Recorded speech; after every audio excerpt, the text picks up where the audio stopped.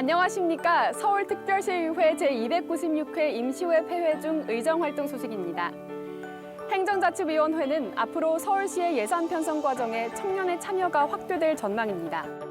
청년 참여기구인 청년시민회의를 만들고 예산 편성에 청년의 참여를 보장하는 청년 자율예산제도에 대한 근거 등을 담은 조례안이 통과된 건데요. 청년 정책에 있어 청년 당사자들의 참여를 통해 사업의 실효성이 강화되기를 기대하면서 제296회 서울특별시의회 임시회 폐회 중 행정자치위원회 의정활동 소식 지금부터 시작하겠습니다. 행정자치위원회가 제296회 임시회 폐회 중 소관 부서에 대한 각종 현안을 처리했습니다. 행정자치위원회는 9월 2일부터 9월 9일까지 제296회 임시회 폐회 중 진행된 상임위원회 회의에서 추경 예산안 심사와 각종 안건을 심의하고 2020년도 행정사무감사 계획서를 채택했습니다.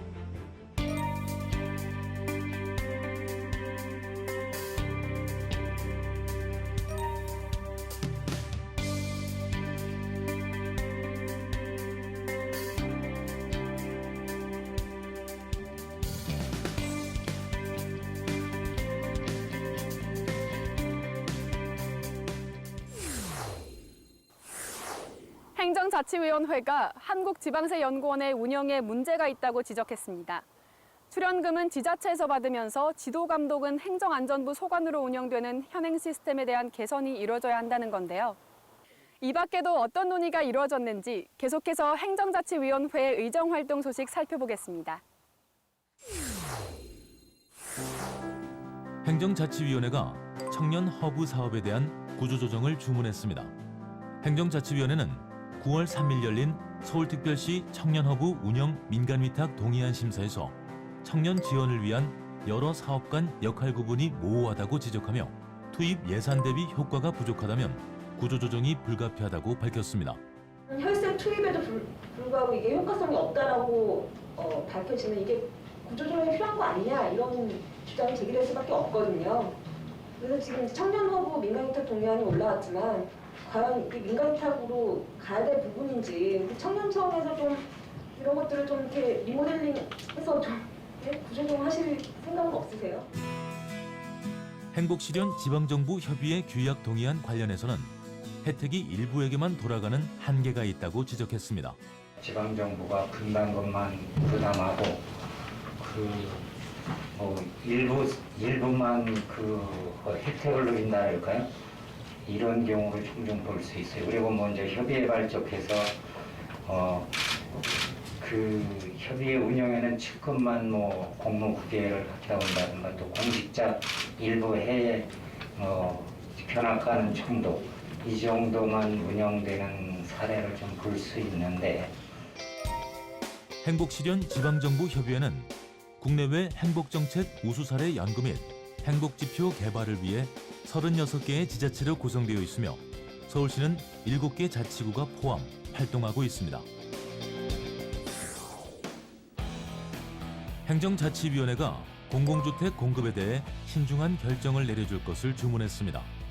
행정자치위원회는 9월 4일 열린 서울특별시 2020년도 제3차 수시분 공유재산관리 계획안 심사에서 공공주택 공급에 대해서는 동의하지만 신내지역 공공주택을 공급하는 방법에 대해서는 우려의 목소리를 냈습니다. 그 계획이 8만 호인데 그 중에 그 1000세대를 공급을 하면서 이렇게 그 비효율적인 것들을 굳이 실험할 필요가 있는가 그런 좀 의문이 들거든요. 굉장히 의지를 갖고 진행하시는 점은 좀 긍정적이긴 하겠습니다만 이것이 일단 공사 시작이 되면 중간에 중단할 수 없는 일이고요. 이게 이제 향후에 여기에 일단 시설을 이용한 이후에 여러 가지 문제가 발생이 되면 또 그 문제를 해결하는 또 비용이 또 많이 좀 들게 될 거고요.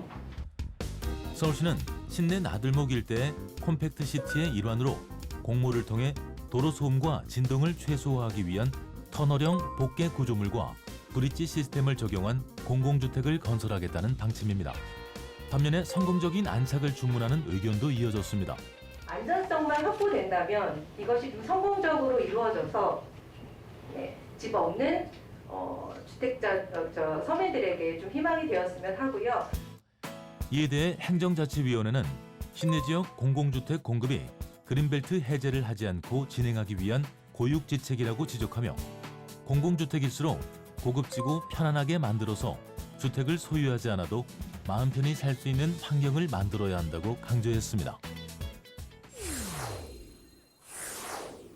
최근 시민들의 사회 참여 기회가 확대되면서 자발적인 자원봉사 시스템이 조성되고 있습니다.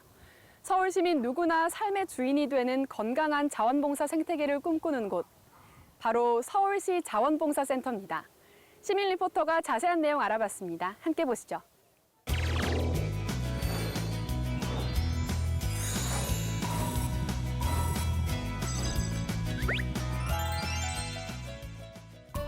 제가 나와 있는 곳은 시민과 함께 지속가능한 지역사회를 만드는 서울시 자원봉사센터입니다. 자원봉사를 통해 행복한 세상을 만드는 곳이라고 하는데요. 저와 함께 행복한 세상 만나보시죠. 서울시 자원봉사센터는 서울특별시에서 설립한 자원봉사 전문기관인데요. 시민들의 사회참여 기회를 확대하고 건강한 자원봉사 시스템을 조성하여 생동감 넘치는 사회를 만듭니다. 저희 자원봉사센터가 하는 역할은 서울 시민들이 이러한 어떤 자원봉사를 누구나 손쉽게 참여할 수 있도록 하는 그런 환경과 조건을 만들어주는 게 저희 센터의 역할입니다.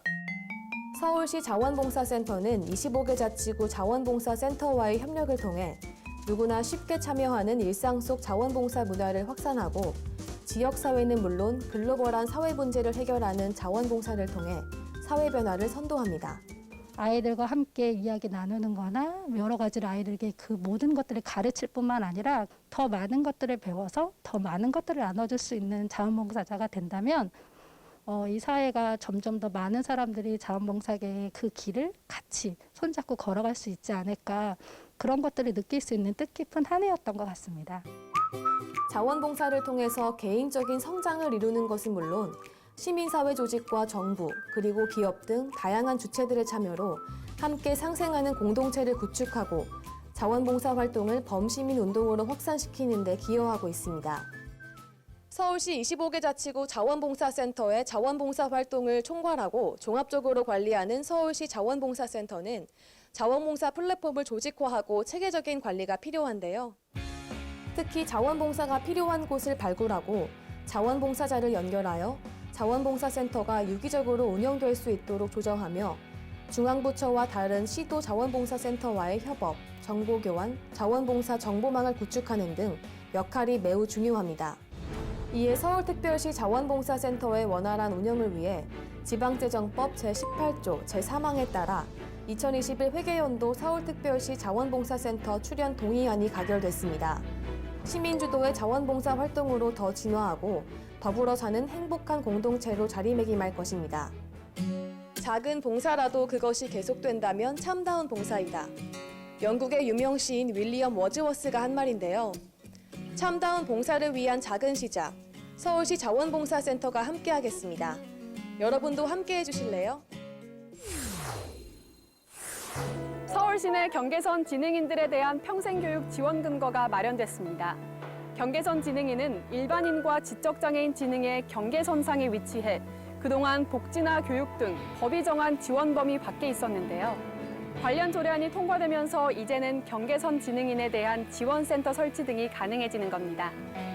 조례안 통과를 통해 차이가 차별이 되지 않고 더불어 함께 살아가는 사회 실현에 더 가까워지기를 기대하면서 제296회 서울특별시의회 임시회 폐회 중 행정자치위원회 의정활동 소식은 여기까지입니다. 시청해주신 여러분 고맙습니다.